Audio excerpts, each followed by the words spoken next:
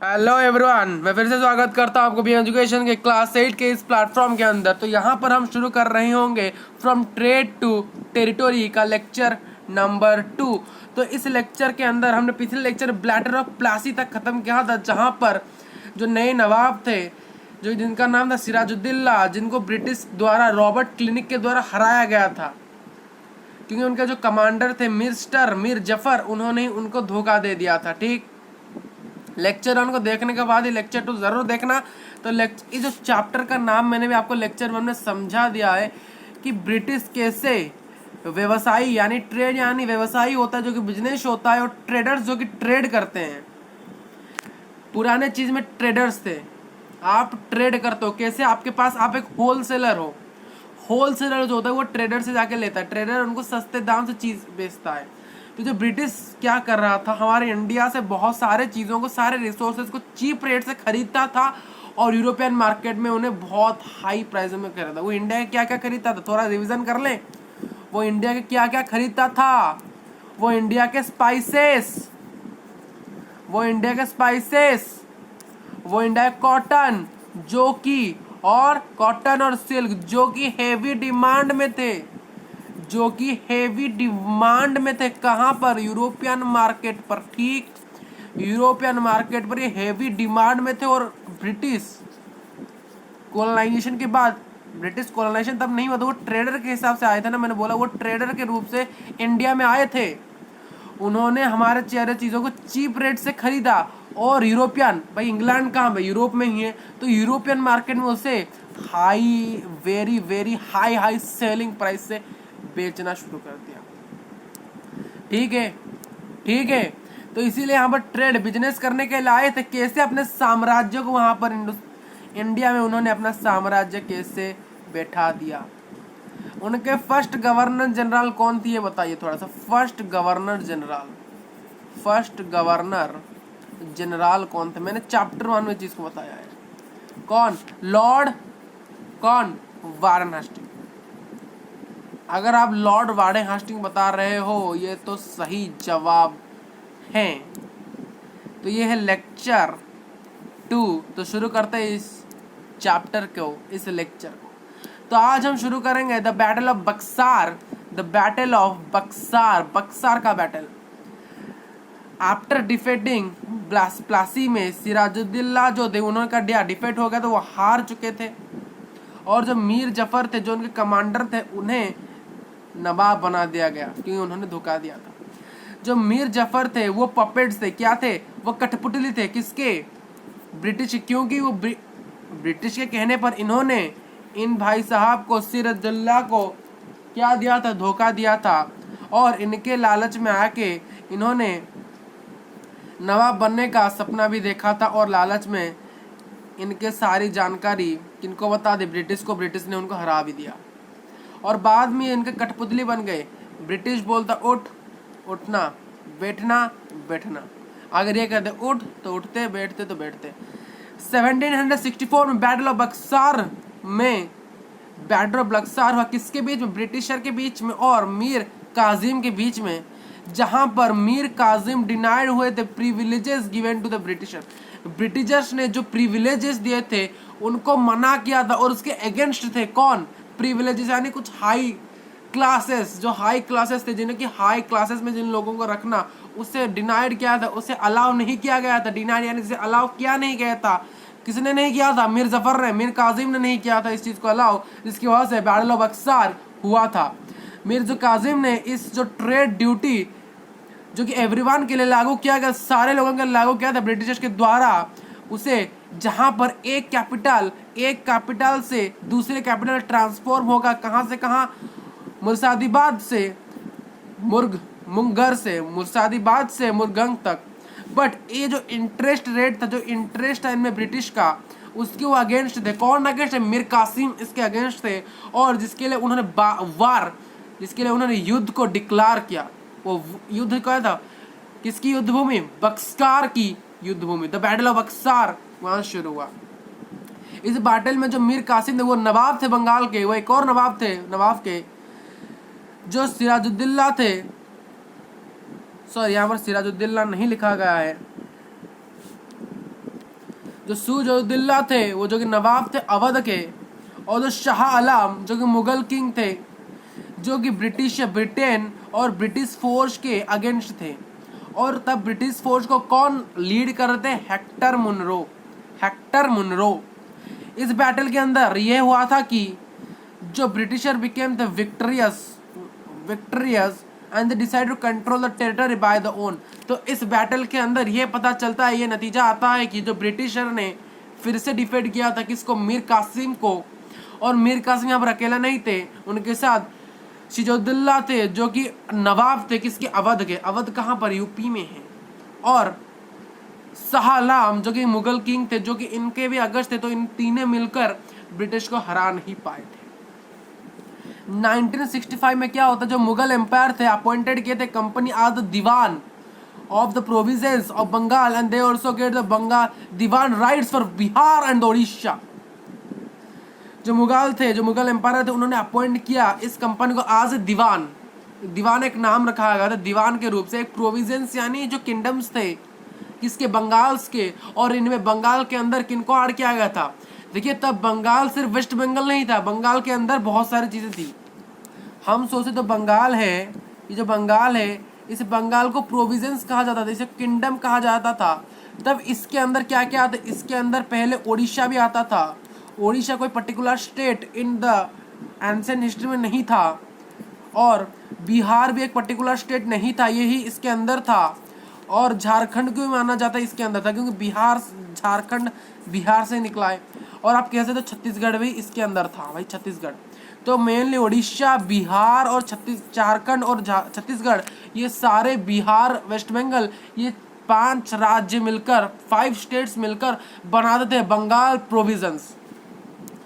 इसलिए इनको भी अपॉइंटेड किया गया था यहाँ पर। अब हम पढ़ते हैं द कंपनी ऑफिशियल बिकेम नाबोब्स।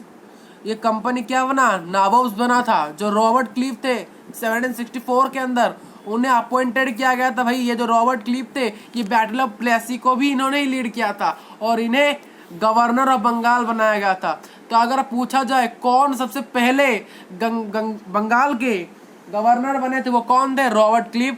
और भारत के सबसे पहले गवर्नर जनरल कौन थे? वो लॉर्ड वारेन हास्टिंग थे। पहले इन्होंने किनको हराया? सिराजुद्दौला जो कि बंगाल नवाब थे बंगाल के, जो कि मीर जफर उनका कमांडर थे, वो बने थे। फिर क्या? नवाब। फिर वो क्या? कठपुतली बन गए, उनको छोड़ दिया। फिर बचे कौन? फिर कौन बचे? अभी मैंने बोला था कौन? मीर कासिम जो कि नवाब थे। एक और नवाब थे बंगाल के, जो कि इनके साथ सिराजुद्दौला जो कि किसके थे? अवध के। क्या थे वो? अवध के क्या नवाब थे। और शाह आलम जो कि एक मुगल एम्पायर के किंग थे, जो कि ब्रिटिश को तभी भी हरा नहीं पाते। ये बक्सार था। और मैंने प्लास्टिक को भी आपको थोड़ा सा बता दिया। जो नाबोब्स क्या, ये जो नाबोब्स लिखा था ये क्या है? एक एंग्लिसाइज्ड वर्जन था। ये एक एंग्लिसाइज्ड वर्जन था, यानी अपभ्रंश, यानी खराब करना। एक वर्ड, एक पवित्र वर्ड है, उसे उल्टा सीधा बोलना।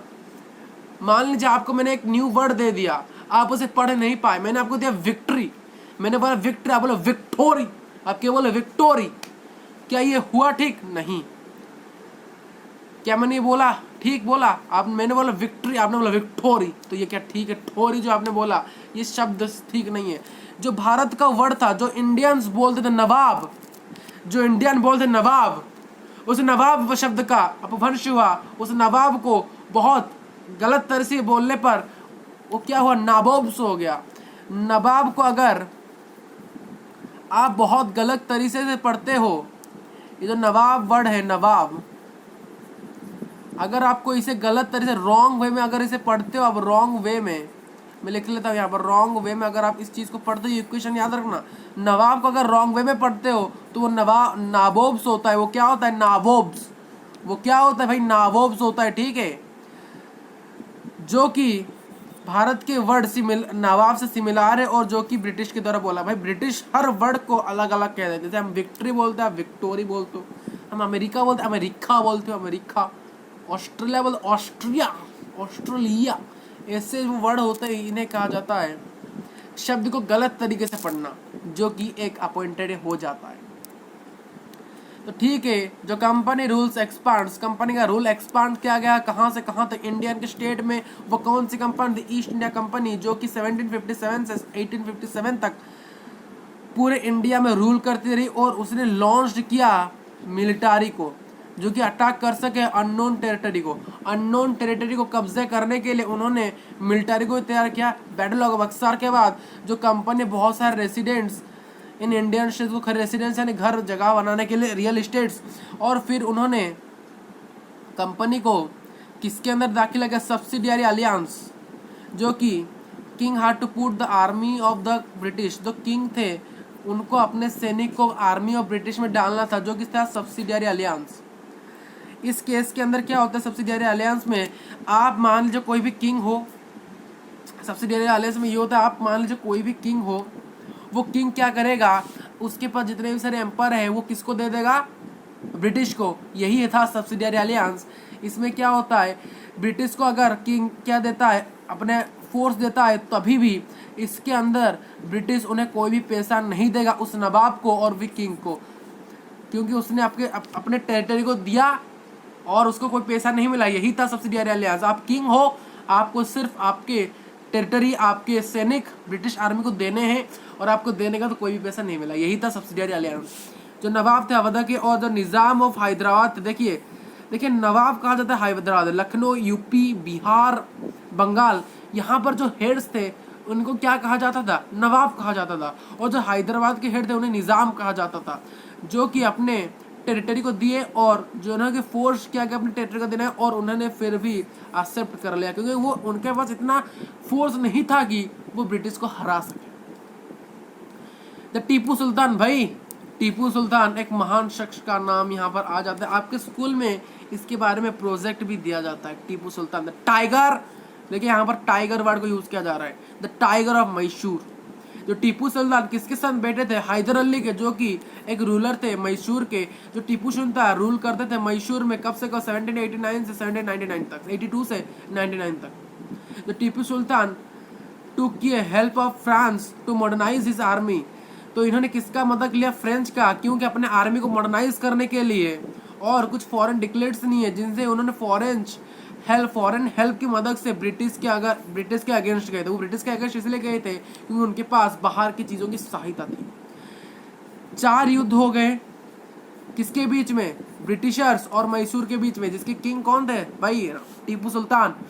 ब्रिटिशर और मैसूर के बीच में 4 वर्ष हुए, और जिनको हम कहते हैं एंग्लो मैसूर वार। इन्हें क्या कहते? एंग्लो मैसूर वार। कब से कब? पहला वार 1767 से ये देखिए, ये जो लाइन है, ये वाला जो लाइन पूछा जाता है कितने वार हुए थे और कौन से ईयर में हुए थे। ये 4 वार में मैं आपको जो बताऊंगा, 1767 से 1769, 1780 से 1784, 1790 से 1792 और 1799। ये जो 4 है वर्ष, इन्हें याद रखना है।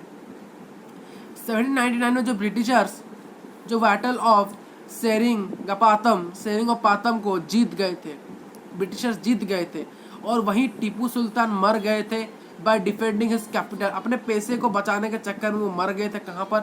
सेरिंगपाटम में। कहाँ पर? सेरिंगपाटम। अब मैं आपको कुछ इंपॉर्टेंट क्वेश्चन दूंगा, एक या फिर दो ही क्वेश्चन अभी आज इसी के लेक्चर में जो होंगे। 1 mark question, who is the first governor general of Bengal? बताइए, आंसर में आप लिखना। दूसरा कौन है? टाइगर ऑफ मैसूर किसे कहा जाता है? मैं आंसर लिख रहा हूँ, जो टाइगर ऑफ मैसूर है वो कौन थे? और एक और रिमाइंडर दे देता हूँ आपको, वो 4 वर्ड्स भी आपको अपने होमवर्क में लिखना है। मैं इसके आंसर बता देता हूँ। फर्स्ट गवर्नर कौन था? Robert click. मैं रॉबर्ट लिखता हूँ, आप क्लिक। टाइगर ऑफ मैसूर कौन था? टीपू सुल्तान। ठीक है।